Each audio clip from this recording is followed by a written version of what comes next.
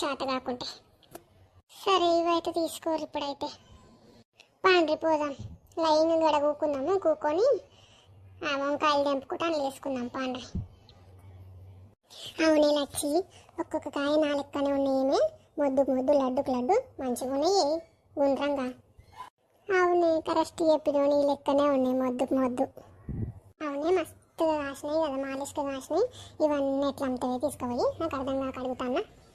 ఏ చిన్ని అమ్ముడు గిమ్ముడు ఏముంది, తీసుకుపోయి అంగట్లో పోసొత్తా, వాళ్ళే అమ్ముకొని ఇంటికి వచ్చి పైసలు ఇస్తారు అంతే. నాతో నేడవుతుంది పోయి మనిషి మనిషి కమ్ముడు అవన్నీ. అవునే పిల్ల, గట్లనే అమ్ముతారు ఇవాళ రేపు అందరూ. అవునే గంటే గంటే గట్టనే చేయాలి. మనకి ఇంకా పసుకులు ఎందుకు,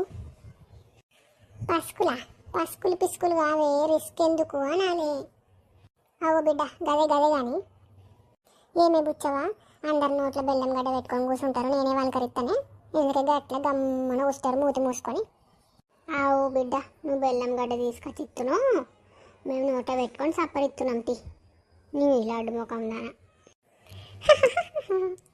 ఏ గట్ల గమ్మున ఉండొద్దే, మంచిగా మాట్లాడుకోవాలి, అప్పుడు పని చేసినట్టు మనకు ఎరగ కాదు. గదెంతెందుకే, కౌలు పనికి వచ్చినాం, చేసుకోవాలి, తినాలి, పోవాలి, పైసలు తీసుకొని గంతే.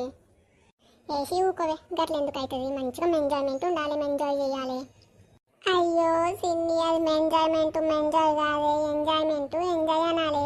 అమ్మా ఆడికెళ్ళి వచ్చినవే, గదే గదే కానీ మరి అట్లా